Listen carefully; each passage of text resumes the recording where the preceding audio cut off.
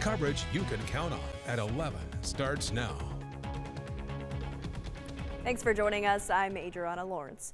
First at 11, the past 2 days have brought some of the most intense fighting between the United States and Iran since talks to end the fighting started 3 weeks ago. The U.S. has pounded dozens of targets in Iran, and Iran responded with missiles and drones aimed at U.S. bases in the region. Jesse Mitchell reports. As the U.S. and Iran continue to exchange strikes, U.S. Central Command posted this message on social media addressing control of the Strait of Hormuz. The U.S. military says Iranian state media claims transit through the vital passage for oil tankers is only permitted along regime-approved routes. CENTCOM counters Iran does not control the Strait of Hormuz, and it says since early May, U.S. forces have helped facilitate the successful transit of more than 800 commercial vessels and 380 million barrels of crude oil through the critical international trade corridor. For the United States, opening the strait meant you open the strait, ships can go through. But from Iran's perspective, it meant they controlled the strait. The Lloyd's List maritime intelligence firm says traffic through the Strait of Hormuz has fallen sharply following the latest escalation in the conflict. I think that the Iranians think they're in a position of tremendous advantage right now because they don't think President Trump has the will to sustain a campaign against them, especially with the midterms coming up, especially with his concerns about the economy and gas prices. But I think they're wrong about that. The two-day total of Iranian military targets hit surpassed 170, according to U.S. Central Command. Iranians have targeted U.S. facilities in Kuwait, Qatar, and Bahrain. U.S. officials say so far there has been no major damage. Jesse Mitchell, CBS News.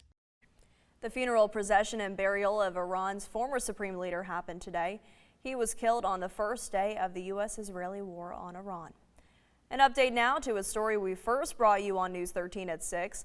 Florence County Emergency Management says a large wildfire burning in parts of Florence and Sumter counties is now under control. The State Forestry Commission website shows the 38-acre fire in the area of Lynch's River Road is now fully contained.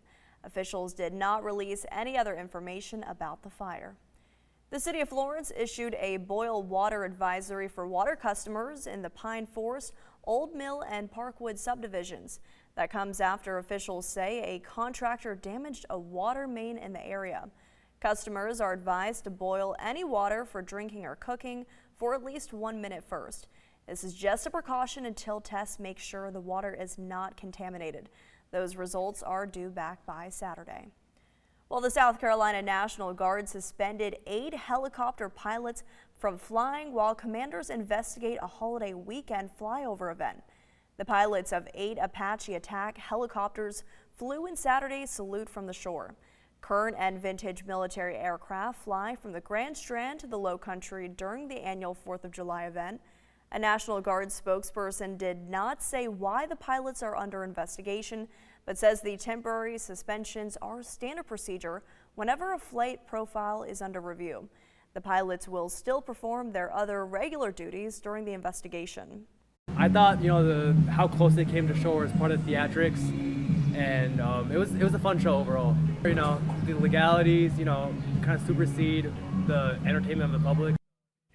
South Carolina's 7th District Congressman called on the Guard to drop the investigation. In a letter to the state adjutant general, Russell Fry said in part, by all accounts, the flyover was conducted safely and professionally with no injuries or property damage reported. He added the suspensions could unnecessarily disrupt critical training and readiness at a time when our military must remain fully prepared to deter and respond to threats facing our nation. Count on News 13 for updates both on air and online. Tonight, the Darlington County coroners and sheriff's offices work to identify a body.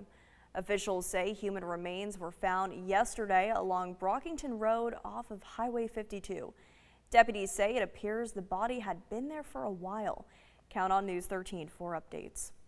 And a 3-car wreck in Carolina Forest sent 4 people to the hospital, including an Horry County police officer. Horry County Fire Rescue says the wreck happened shortly before 3:30 this afternoon near Carolina Forest Boulevard and Waterbridge Boulevard. Officials confirmed one of the cars involved was an Horry County Police Department vehicle. The department says the officer suffered serious injuries but should be okay. The wreck remains under investigation tonight. Right now, any registered South Carolina voter can choose to vote in either the Republican or Democratic primary, regardless of party affiliation.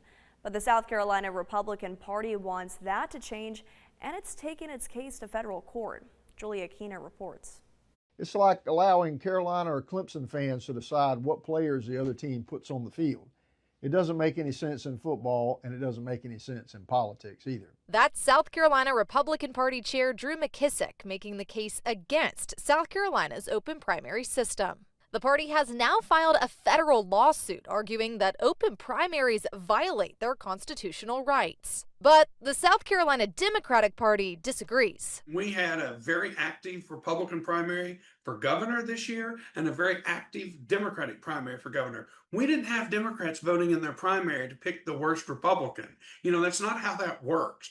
7 News spoke with political professor Brent Nelson, who explains if the system changes, voters must declare party affiliation before heading to the polls. There would have to be some new system for registering party loyalty, party membership. That means voters who choose not to affiliate with either party could lose their ability to vote in primary elections. There are people who don't really want to identify with a particular party, but they want to participate in primary elections.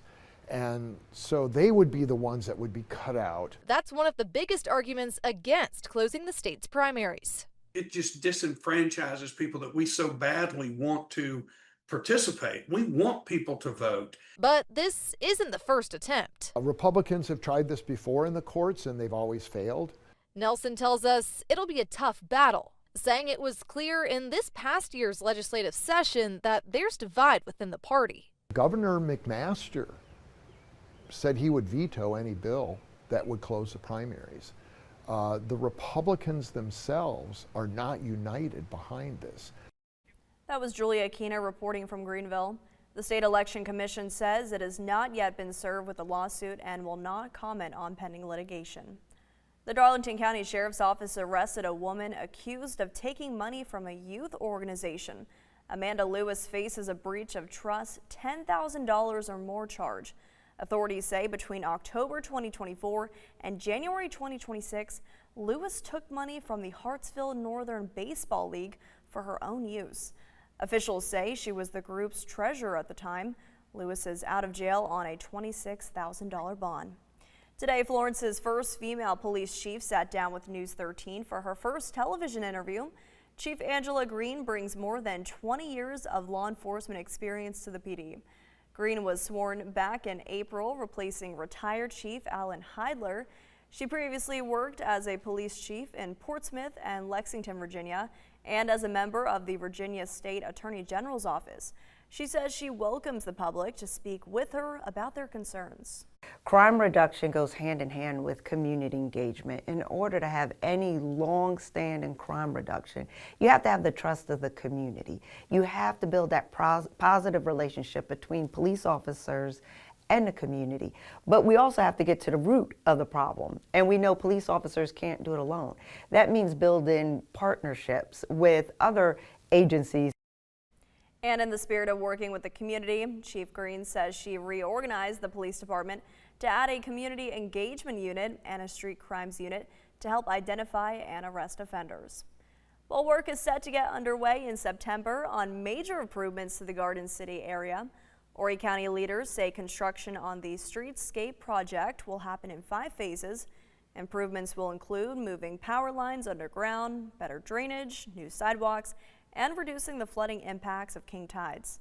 The project will also add a food truck staging area, a playground along Atlantic Avenue, and more paid parking. The entire project should be complete by 2029. Frank. And the hot weather we've seen the last couple of days will be back again for tomorrow. Today we saw temperatures well into the 90s, but we didn't really see much as far as rain and thunderstorms across the area today. I'll have a look at when we'll see those chances for rain return coming up.